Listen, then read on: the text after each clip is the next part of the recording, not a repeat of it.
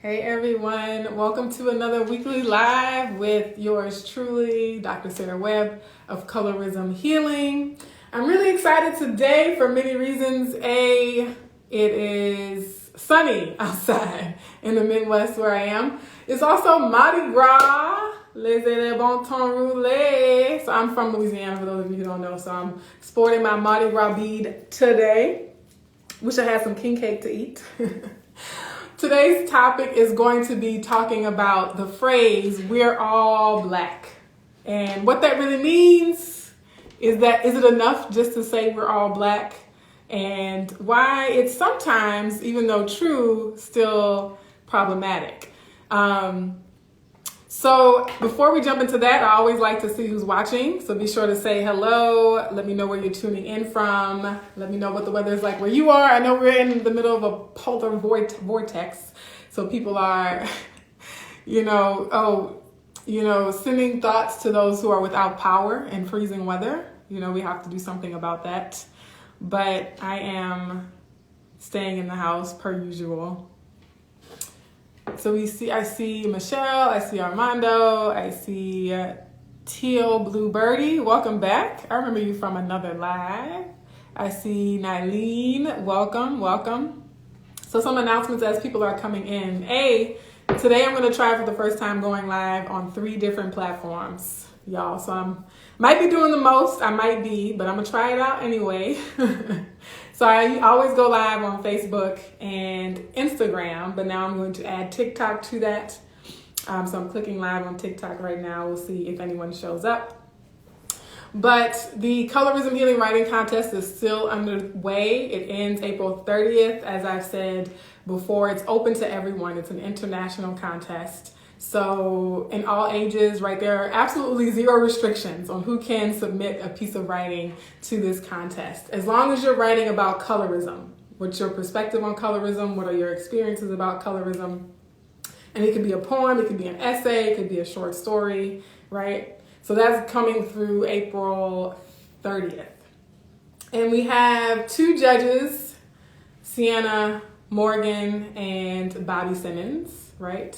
And I'm also doing a membership program on Patreon to help fund the contest. So if you want more behind the scenes action, we're doing a web series called Where Are They Now with previous contestants to see what their life has been like since they participated in prior contests.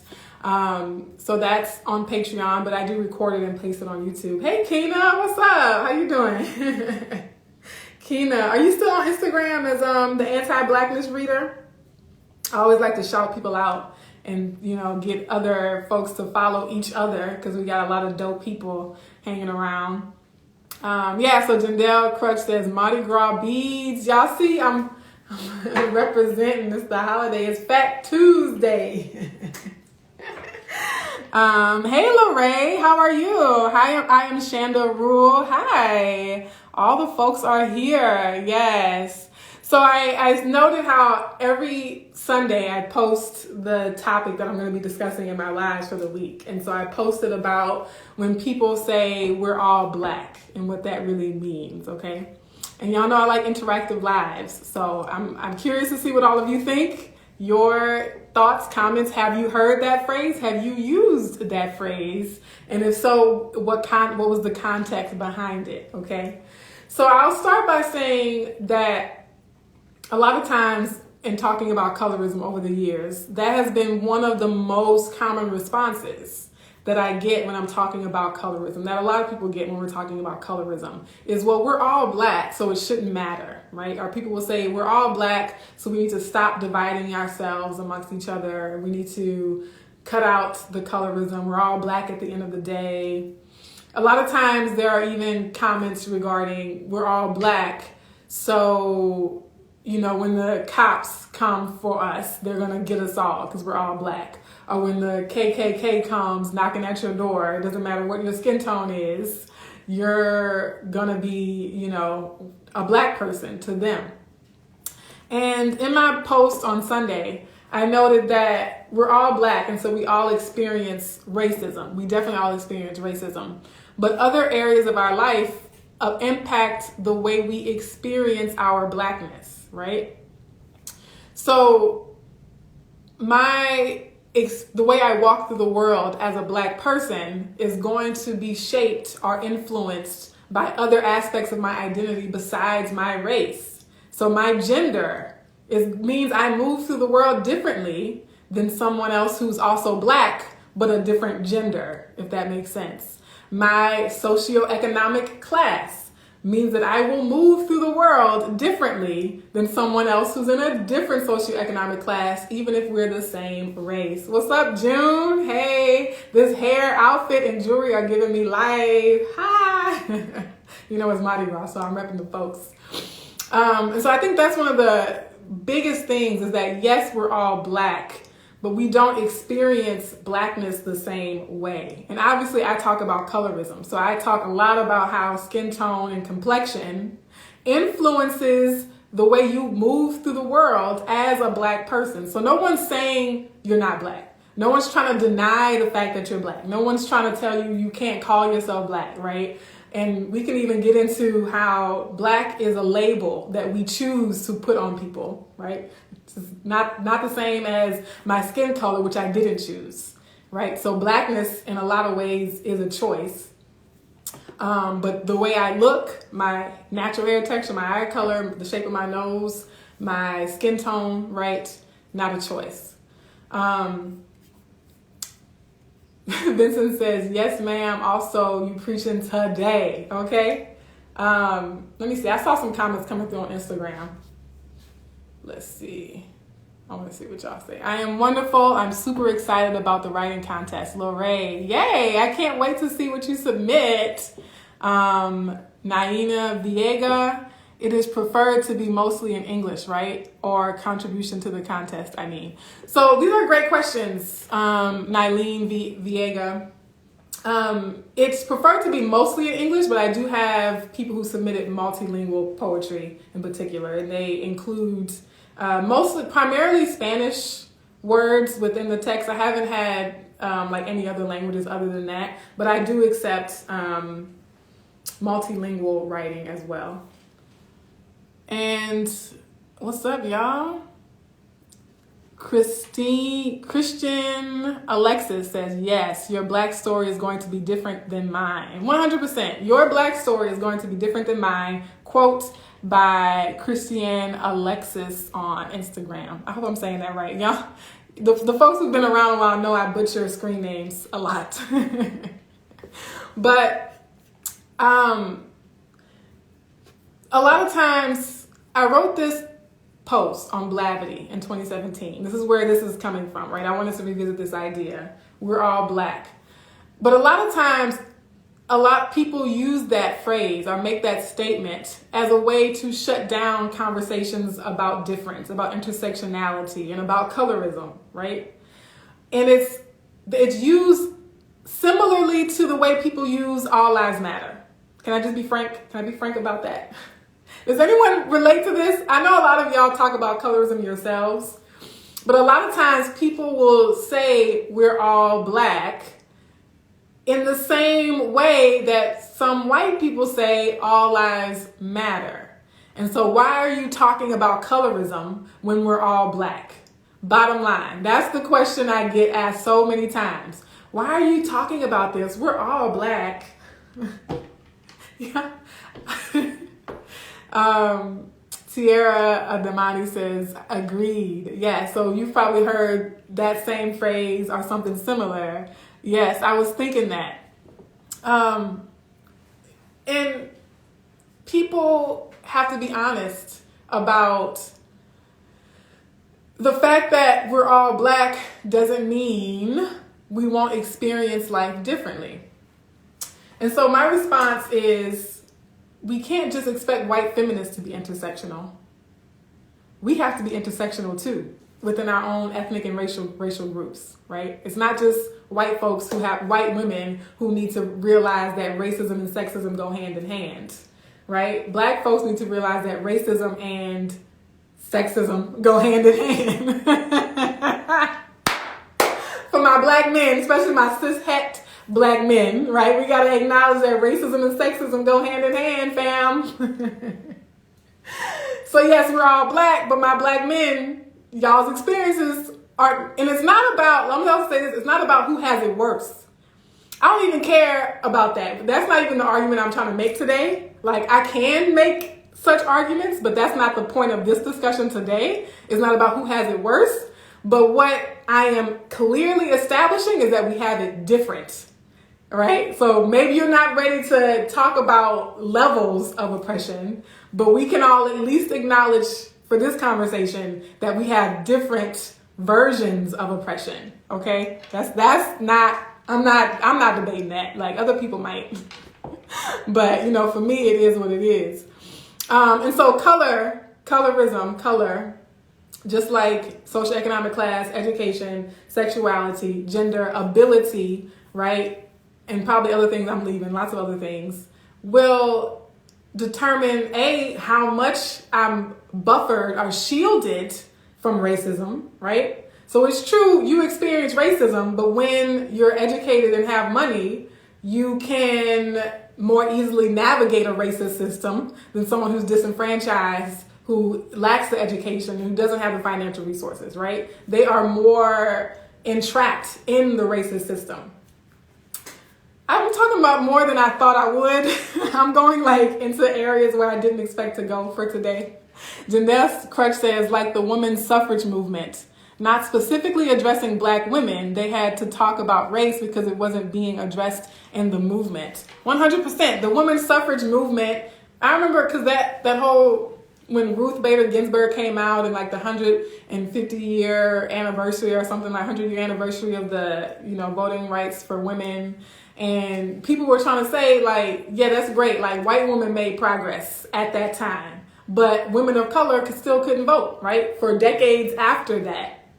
And so, yes, you know, it's just like a white woman saying we're all women. You know how we look at the Karens crazy when they try to say, well, you should get it, Sarah, because you're a woman too. We're all women and we just need to come together as women. And I'm like, but I'm a Black woman though. And my womanhood is not the same as your womanhood, right? Yes, womanhood, but it looks very different for you, Karen, than it does for Keisha, right? Karen's womanhood is not the same as Keisha's womanhood. You know what I mean? Let's see. Vincent says, yes, say it. And a lot of times, Black folks get angry and upset when we talk about colorism, and they say it's being divisive. So they'll say, we're all Black, stop being divisive. We're all Black, we need to be united. We're all Black, we can't afford to be fighting each other, right? I've said it, so many other people have said it who talk about colorism, is that our discussion is not causing the division. It's the colorism that's causing the division. Can you understand what I'm saying? Like, colorism means that there was already a division. Just because I talk about what's already there doesn't mean I'm creating it by talking about it. And it's the same thing white people say. Y'all know white people say, well, if you just stop talking about racism. I don't know why I'm like so humored by this. I apologize. But white folks say, if you just stop talking about racism, maybe it won't be a problem. So my Black folks and my other, you know, POCs, if your folks are saying you are creating division by bringing up this topic, just know that they have ulterior motives for shutting down the topic. They have reasons to not want to go there. They have motives to not want to fix the problem. Just like white people who want to shut down conversations about racism because they benefit from it, because they are protecting their own privilege. Folks who want to shut down conversations around colorism have bought into that system, knowingly or not, oftentimes knowingly, and or they benefit from it in some way, okay? K-Drama Oma says yes, and Jandel Crutch says, stop being divisive is code for leave the oppression in place. I'm going to repeat that. She said, stop being divisive is code for leave the oppression in place, right? Yeah, stop being divisive is also code for don't upset the status quo. I'm comfortable with the way things are, so let's let that be. Teal Blue Birdie says, we do need unity, but we won't get there by shutting people down. See, Teal Blue Birdie, I have to read y'all's comments because y'all drop so many gems. So Teal Blue Birdie on Instagram. I know my Facebook folks watching are like, who is Teal Blue Birdie? So on Instagram, see, I'm on TikTok and nobody's watching on TikTok. That's okay. I still love y'all. Teal Blue Birdie said, we do need unity, 100%, but we won't get there by shutting people down, right? And so one of the things I said in that post in 2017 that I continue to say now is that if your so-called unity requires me to be silent, then it ain't really unity, okay? It's not really unity. That's just another form of oppression. That's just more repression. It's not unity. That's more of a dictatorship, right? Like only one story gets told. That ain't unity. True unity means we can all bring our stories and perspectives to the table and be heard. Says TBABNX, they be closet racist and it makes them uncomfortable to confront that. Yeah, yes. Closet racists, closet colorists, and they are uncomfortable confronting it. They're uncomfortable confronting it because they know they've been complicit or they know they benefit from it, right? One or both of the other is the case. And so if we are to actually have unity, and again, you know, I have quotes on my Instagram and Facebook if you want to go back and look at some of the specific wording I use. But if we actually want to have unity amongst ourselves as Black people and as Black and brown people more broadly, we have to be able to acknowledge our differences. And so I want to read this quote by, actually I'm going to go get it off the printer. This quote by Audre Lorde that I have, again, written on Instagram and Facebook. But Audre Lorde says, she says community, but we can replace that with unity as well, right? Community must not mean a shedding of our differences, nor the pathetic pretense that these differences do not exist, right? So maybe y'all don't want to listen to me, but you got to listen to Sister Audre, right? You got to listen to Sister Audre Lorde. To be in community does not mean we have to conform. Community does not mean conformity, right? And there are some speeches by Brene Brown where she talks about true belonging means you have to be able to be yourself. If you are in a group of people and you can't be yourself, if you can't bring your full authentic story to that group, then you don't really belong. And there's a difference between fitting in and belonging, right? So true belonging means that you bring all of yourself to that group or to that aspect. And so yes, community and unity are necessary for moving forward, but people mistakenly believe that community and unity means we all tell the same story. We're all, speaking the same narrative and we all agree with each other 100%. I said this on a podcast one time, Mixed Theory. So shout out to Mixed Theory, one of the many organizations and platforms working with mixed race people that I've been in contact with over the past year or so. And I was saying in that conversation how, I actually forgot what I was about to say. See if I can recall.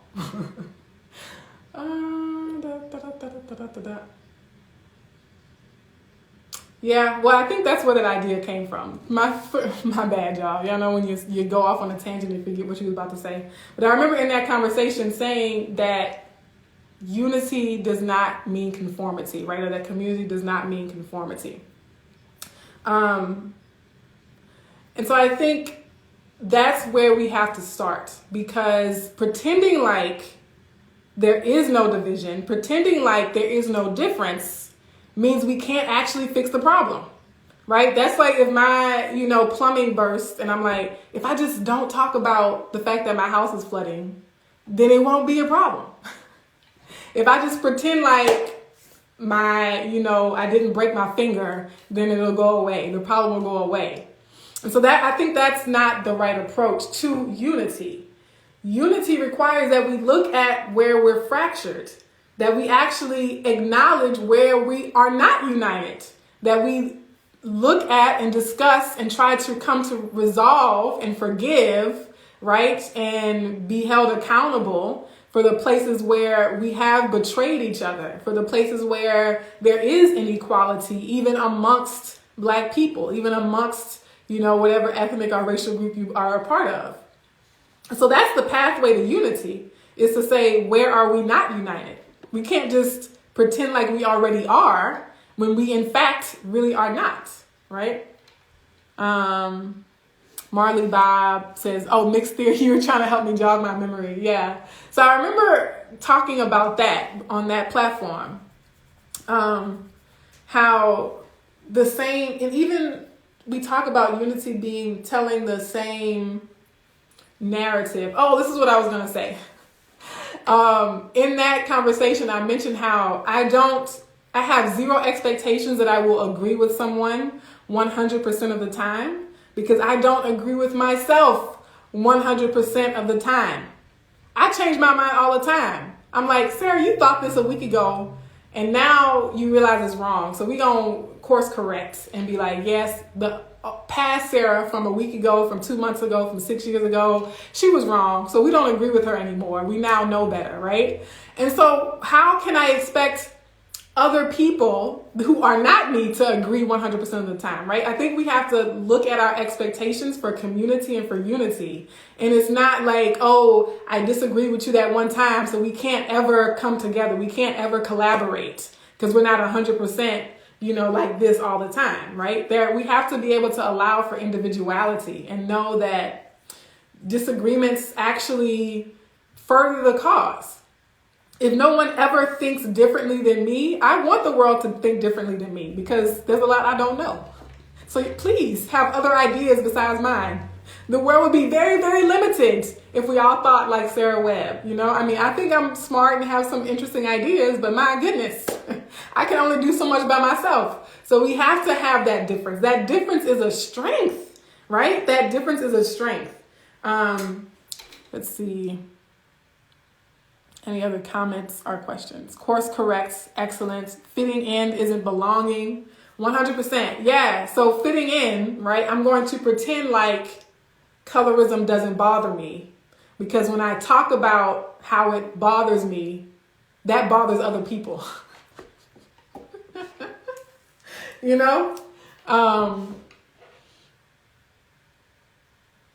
Okay. So my last thing, if there are no other questions or thoughts, it's 2:22 on the clock, perfect timing, is when we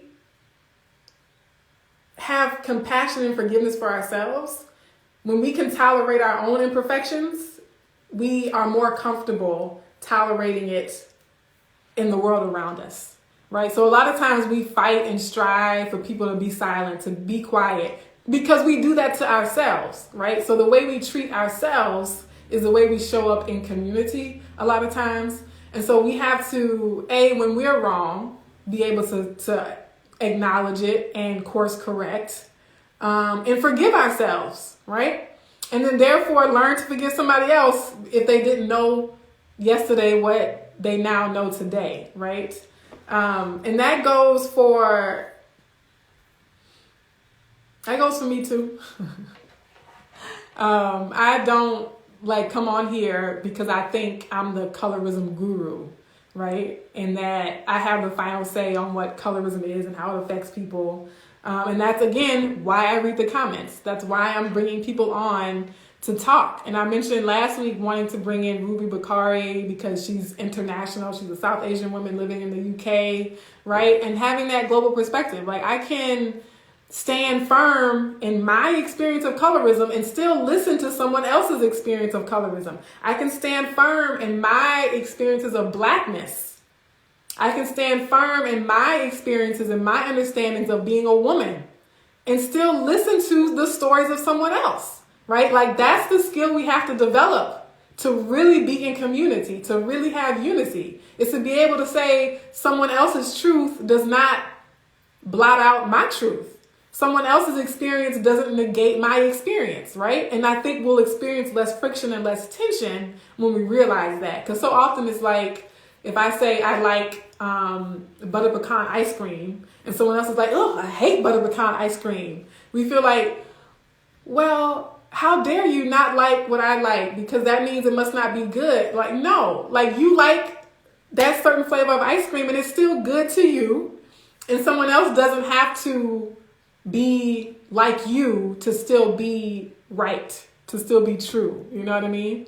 And so we see a lot of the same patterns that we call white people out for. We see a lot of those same patterns within ourselves, right?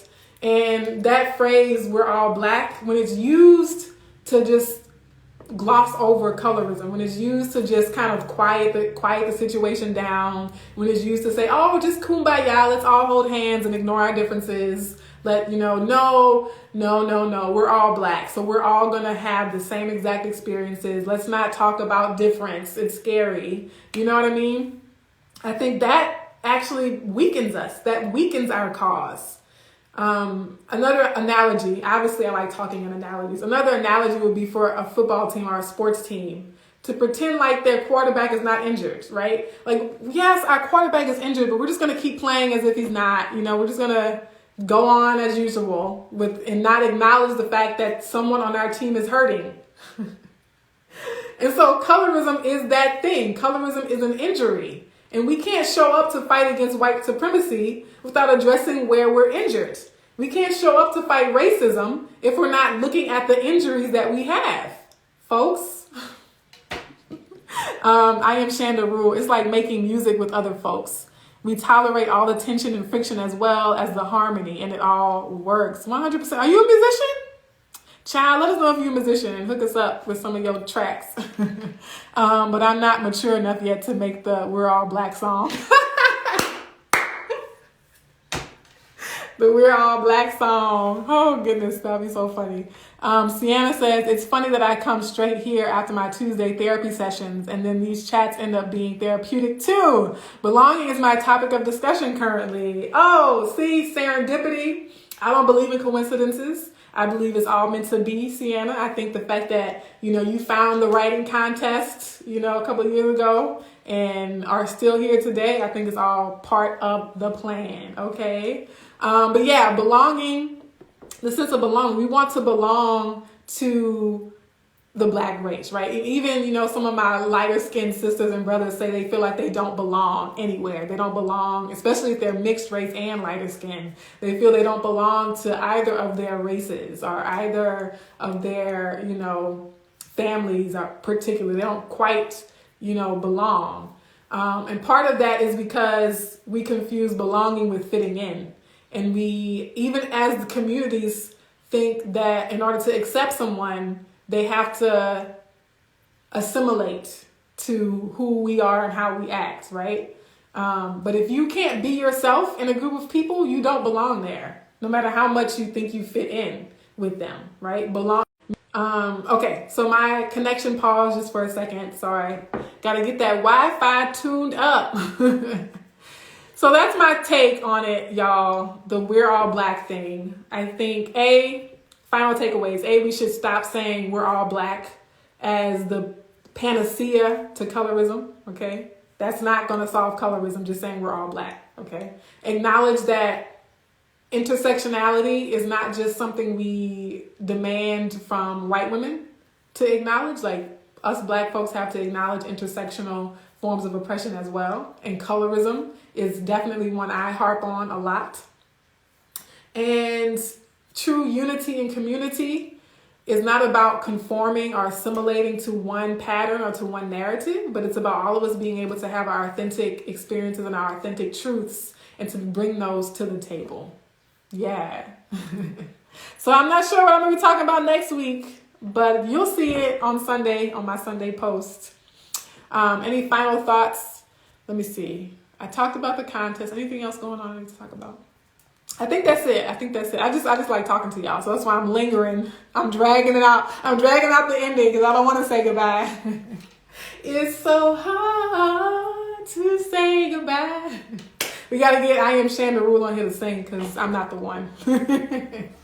All right, let me stop clowning. Happy Mardi Gras, y'all. Stay warm. Love y'all very much. Bye. Mwah, mwah.